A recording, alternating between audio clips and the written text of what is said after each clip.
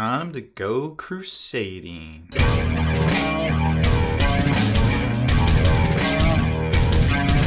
Spiky Bits.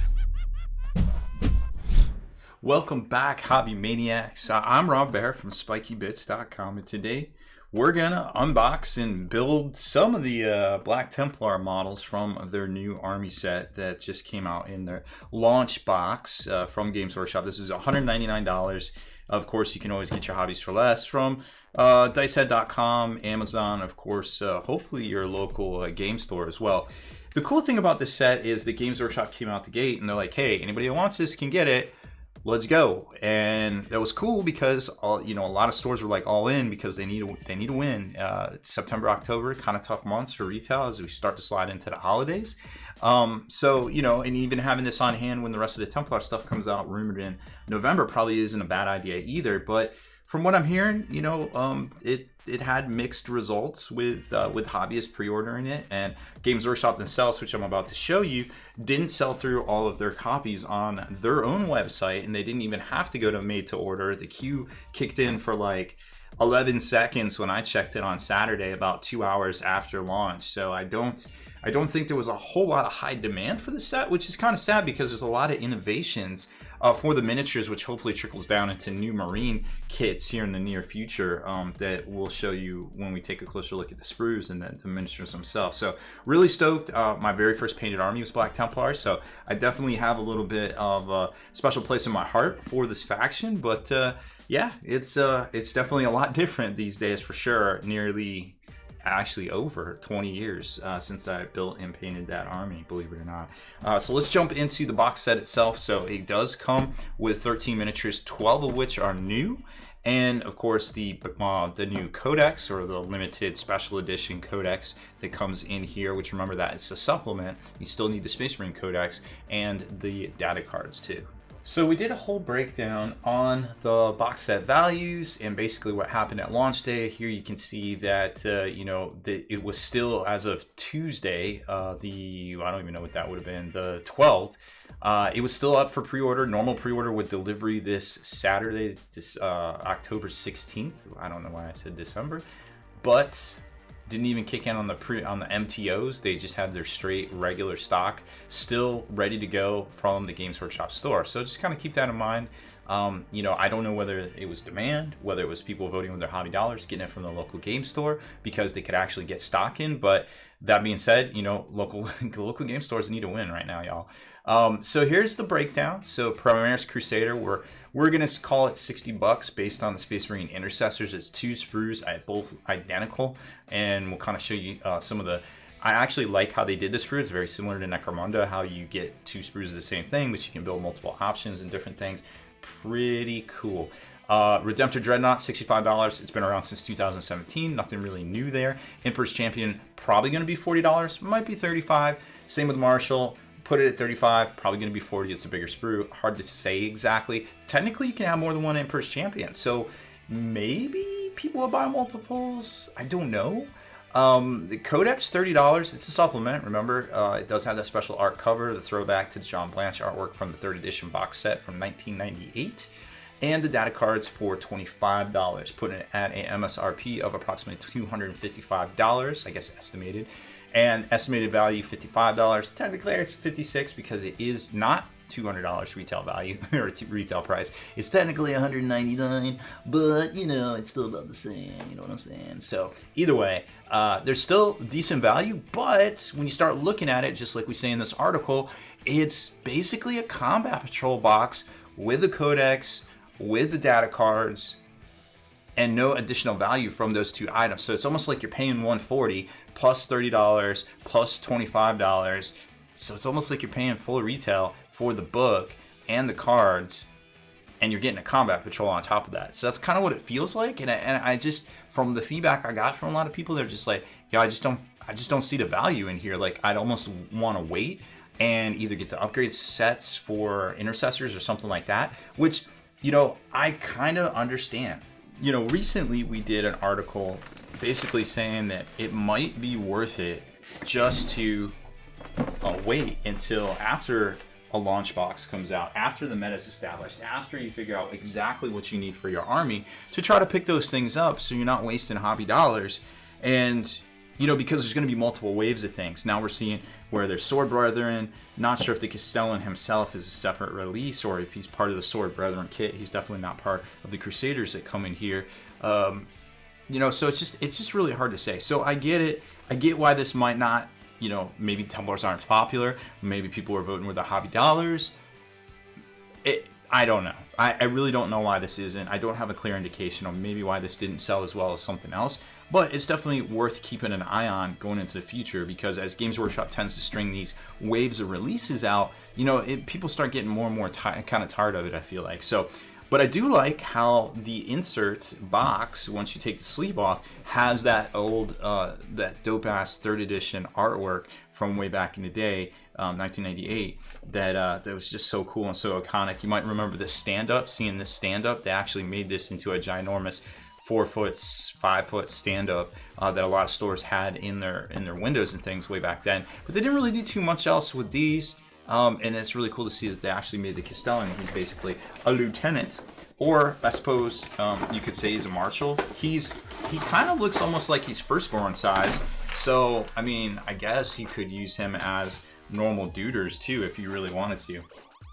Not really sure how it's gonna all shake out. I think Vanguards and I think Vanguard vets and Termies are still gonna be kind of the en vogue thing. Although you can give everybody like a 5-up invulnerable. Which doesn't seem too bad either. Once you slide it out, you're gonna see the little inset here with the card pack, all of the sprues, and then it comes with this little art print, which is pretty neat, just to kind of protect the box from the sprues. So you've got the new Codex art, because this is the Codex art. I don't think you get to see this unless it's wrapped around the back. And then this piece of art, which I'm not really sure where it's from, to be quite honest, but still pretty neat. It's a smaller, you know, normally we see like the whole insert like this, but this one's smaller just to protect the book.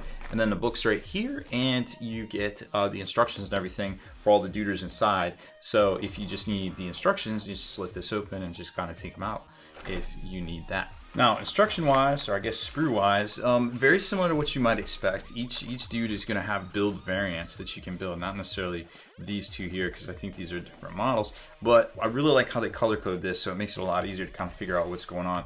2 sprues, 2 sets of these sprues actually that come together to form the Crusader squad. Then you get the Marshal, the Emperor's Champion, and the Redemptor Dreadnought, and all the bases form right there. And then you can see, kind of taking a look at the instructions themselves, the Marshal goes together like, well, I guess not necessarily. Like sometimes that front powder or the front greaves or shins, I guess, are closed, and you have to put a separate shin plate on, which you don't have to do with that. The backpack's kind of wonky. Just looking at it, it looks like you have to thread the back. I guess this is a Necron or a skeleton. I haven't actually looked close at it yet. And then he kind of squeezes on, and you got the crux thing that goes down, and then this head kind of threads through it. So I'm not sure how crazy that's going to be. It looks here that you have a choice here of what you want to go with, like the what do they call it now, auto flamer, because it's on an auto rifle. It's a new weapon type, I suppose. It's not an actual combi flamer because this isn't a bolter. So I guess this is the first instance of combi weapons, but now they're called auto whatever it is, auto plasma, which I think the Marshal has an auto, yeah, the Marshal has an auto plasma or an auto flamer is what they're calling it. And then it looks like it does this whole sandwich, you know, sandwich card thing, clam pack sort of thing, where you put the front goes into the center and then the back, and it really makes for a dynamic, kind of flowy looking robe. You know, a lot of people talk shit about Games Workshop. We like to hold them to account, not necessarily to talk shit, but they still have some of the best designed and best gorgeous, flawlessly executed in a lot of cases, miniatures in the world. And this, just looking at this, I'm just like, yep, they win again. Like, and you know, I love the miniatures. The stuff's gorgeous. The design. It's just some of the business practices, as we talked about, can be a little, let's just call it egregious at times. I like this Marshal because he's very similar to the old Primaris Captain, which technically this is a Captain in the Codex. You can swap them out. The Captain becomes the Marshal, and the Castellan becomes the Lieutenant. because he looks very similar to the limited edition Space Marine Captain that came in that old 3rd edition box set from 1998. It had a sticker on it, and he had a combi weapon, and apparently I'm getting a message on Slack, so I need to turn down my volume. But that definitely kind of is a huge throwback for me personally, because I remember this is basically the Primaris version of that unnamed limited edition Captain, because he came with that axe. I don't think he had a sword variant. He definitely came with that axe. And he had a combi. I think he had a combi flamer at the time. This little ribbon back here looks like it could be a tad bit problematic because they don't exactly tell you where to. I always hate that when they show you and they don't spin it around and show you exactly where it goes. Choice of head, very cool. The Emperor's Champion, again, it's got that dynamic flowing like posture and fluidity to it, because he's just doing his thing, and once you start attaching all the pieces to it, it doesn't look like much. Like what it is, kind of looks like it's an incorporeal form just kind of forming and then going together, and then eventually you have this head and the wreath, the laurels go on it, and then he's of course holding his little what was that, crux or rosarius. I guess he doesn't have a rosarius because he's not a chaplain, but and then his shoulder pads go on, and then the backpack goes on right there. So something I did want to mention, because I did paint up an army of these guys way back in the day, and I realized very early on that painting white over black is a tad bit time consuming. So what I recommend is, if you have the option to have the separate shoulder pads, do some double-sided tape, stick them down a piece of cardboard or a paint starter or something like that, spray those white, whether you're airbrushing it, whether you're hitting it with a rattle can or something like that, spray those white, and then do the lips in black, like the edging in black around it, instead of spraying it black and trying to do all the white in the middle, because white is streaky. It's very hard to work with sometimes with the brush, and you'll just save yourself a lot of hassle if you do it that way and then glue them on separately. And I think for the most part, a lot of these shoulder pads are separate, but let's just kind of keep digging in and take a look at it. The Crusader Squad, again, it's going to have that crazy like computer slices and things, but you can pick the poses. Like I like this one personally, but you can go with choice of variant weapon here. It looks like he has an axe, and I think that's just, is that an auto flamer? No, that's just the new auto pistol version of the flamer. I forget what they call it. I'll have to look that one up, but you can go with that, and they show you how to build it, or it's just the auto bolt pistol, heavy bolt pistol, I think they call it. And then you've got all this stuff here, so you can just go with either an auto bolter or the close combat Astartes chainsword thing, and it's basically the same dude. It's just kind of twisted. So I really like that. So you can just kind of pick your path right here. This guy's drawing a sword, which is pretty neat. Or you can have him already, have drawn it right here with an empty sheath, or just kind of lurking with the at the ready sort of right there, which is kind of neat. And then you've got all the pads are separate, so it's super easy to prime those white and edge them. All the parts here, and I'm going to show you something about they don't call this out, I don't think. No, they don't call it out. I don't know if they call it out at any point in here, but all of this stuff is actually numbered, believe it or not. From the backs of the torsos, looking at the sprues earlier, and even the insides of this, and even this piece right here is actually numbered, and I'll show you here in a second. So it used to be that you couldn't go through and clip off all the parts because you wouldn't know what they matched up to, but now in theory you would be able to find them. There's a Pyro Fist variant over here on this guy too, depending on how you want to do it. The Pyro Blaster, or the Auto Bolter, or just a close combat weapon set up there, and then they show you all of them that you can make. And then you flip it to the neophytes, and the neophytes are actually all, or the Primaris neophytes, are very similar. Like those two are the same, and those two are the same, because the sprues are mirrored. And the only thing that changes is how you arm them and how you kind of make them look, and what heads you give them right there. But for the most part, and especially like you kind of want to switch it up, like if you have a dude with, it just depends on how you want to pose them. You can switch them up, but they are literally the same pieces right there. You just want to make sure that you do the tops a little bit different. We're not going to get into the Redemptor Dreadnought. I probably at some point need to do a magnetization video. It's very easy to do for these, to magnetize them. You could probably just kind of look at it and figure it out yourself. But I do probably need to do one. We're not going to really talk about that. And you get to the back, and they give you some paint coloring guides. Now, let's take a look at the sprues real quick and get these built. This is the Crusader sprue that you're going to get 2 exact copies. I think it's laid out like this exactly in the book. Now, they're not easy to build. They are easy-ish to build. There's no real stubs or holes or slots or anything, so it's kind of like the old school kind of way to put these together. But what I wanted to show you, there you go, there's one that might be easy to see. Let's get some light in there. If you can see inside that chest right there, there's a 1, and over here there's a 3. 1, and then that right there, 1. And then these legs right here, 1. I don't know what that is. Upside down 1. So you can clip these out, and they are relatively easy to kind of keep together. There isn't one for the, that's 5. There isn't some for the backpacks, because I guess the backpacks and the shoulder pads are ubiquitous and they can kind of all go together. But yeah, so just very easy. I think that's the first time we've seen that. It's definitely not on normal Primaris. So, you know, like I say, people want to talk mess about GW, but when it comes to design and implementation and hiding mold lines and dynamic posing and all of those things right there, they kind of win. Another thing I kind of wanted to point out was Emperor's Champion versus Marshall here. So when we've seen a lot of these style sprues go for $40, $45, and a lot of these go for $35, but you can buy multiple, so it's really kind of hard to say what this is going to end up going for. Now, this doesn't have any of those cool numbers or anything, because I mean, this is all the parts, like, don't lose them. But they got the embossed shoulder pads and everything like that, and like I said, just hit those with a little bit of white primer, and then you can kind of go in there and kind of pick out all the details and stuff. Even better now, because we didn't have embossed shoulder pads back in the day, how to use transfers, which are pretty easy to do, especially for the Templars, because you could just slice the corners kind of in a X sort of pattern, and you were able to kind of slide those on over the curves, because putting them on over curves sometimes can be a little rough. And then here's the Marshall himself, and you can see the auto flamer or the plasma pistol. Oh, he doesn't have that. I thought he had an option for a auto plasma, but nope, it looks like plasma pistol or auto flamer. Okay, well, there you go. And then this, I guess we'll see when it goes together. So is that a Necron? I think that is a Necron. Looks like a Necron from here, doesn't it? And he's got the little bit of terrain, and then the two different, not a helmeted head.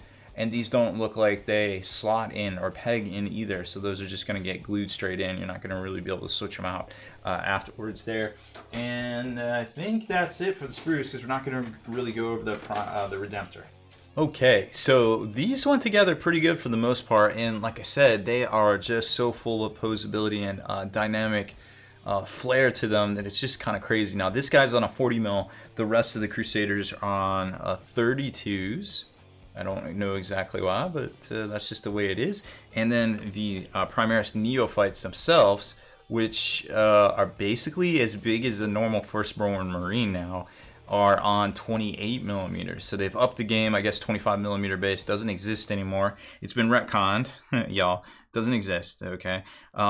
So, I mean, posing-wise, just kind of crazy once you start looking at it and looking at all that great detail all around it. Now, we took a little, you can kind of see some of the mold lines and some of the things like that. They even put wear on the edges of these capes, because obviously these are old and, you know, been around the block for a little bit. So it's really cool to see that styling there. And then he's got the bolter or his sidearm right back there. And then this crazy sensor thingy that glues on separate. The backpacks are all separate. And then you can put whatever toppers on there you want, like these, well, that's crazy blurry, like these candles or what have you. And then this guy's just like a basic initiate, just doing his thing.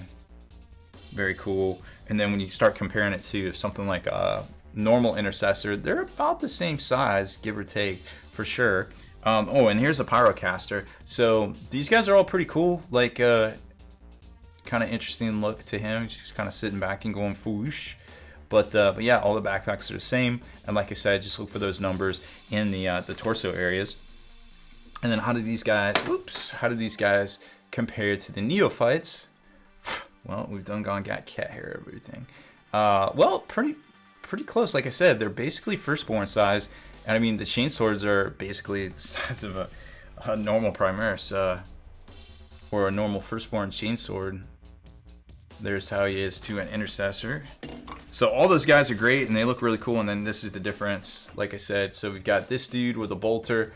They're kind of like I said, the pose is a little bit static. You kind of got to get that motion and that dynamicism with the upper torso positioning and things like that. Because I think for their first kind of run of these new scouts, these Primaris scouts, this was kind of a test bed. And I don't want to say they didn't nail it, but there's definitely room for improvement, I suppose. Emperor's Champion is just dope. Like, he's got a lot of blank area that you can do some wet blending. You can put some heraldry on, just kind of show off your skills there, do some glow effects and things up here. But either way, super, super dope model. And, you know, I guess this is the third iteration of the Emperor's Champion. Technically fourth, I guess, if you count Sigismund from Horus Heresy. So very, very cool miniature in general. And then you've got the Marshal here. Didn't give him the axe, gave him the power sword because it wasn't something that he ever came with. Kind of doing the, hey everybody, follow me, I'm the boss man, let's go. And wow, pretty cool, huh? You can see there's still a lot of sprues and bits left on there. Obviously we're going pretty fast to get this recorded for you, but nothing that you couldn't remove yourself. Even we can go back after the fact and kind of remove things there. I got these new little blades here that actually flex, so you can trim sprue down and mold lines and things. I haven't tried them out yet, but something like that, like this, might be perfect for that, like getting in the weird spots. Always wear eye protection because you don't want those things springing off into your eyeballs. Oh, believe me, that would definitely hurt. So overall, I think it's dope models for sure. Just, you know, maybe not as many early adopters as Games Workshop would have liked, but I think it's good things precedent wise for design and implementation of future miniatures on the Primaris / Space Marine side. Perhaps faction miniatures for everybody else out there, because we know they're still making upgrade kits in conjunction with the Black Templars, Crusader squads, which are dedicated, the Sword Brethren, which are dedicated. So in theory we could still get both, because we have upgrade sprues already for a lot of other things. So why not some dedicated new units for things, again, like Blood Angels or the Unforgiven or White Scars, Fists, because that's 2 chapters with 1 stone right there, etc, etc, etc. So super stoked. Let me know what you think in the comments. Thank you very much for watching this unboxing and build of the new Black Templars Army Box. Hopefully we see the rest of the releases in just one wave of releases down the road at Thanksgiving. But if I had to guess, I would say they're going to string this release out over at least 2 more waves or iterations going forward. So that's it. Like I said, thank you so much for watching. If you liked that video feature, consider supporting us over at patreon.com and get back in the mail each month a miniature crate full of some of the stuff we review here, as well as some of the top 3D artist designs out there too, to help support what they're doing. Plus discount coupon codes from some of those same manufacturers. They're yours to keep, whether you cancel or stay on. It's totally up to you. Obviously, we want to keep you as happy as possible. So check it out over at patreon.com/spikybits.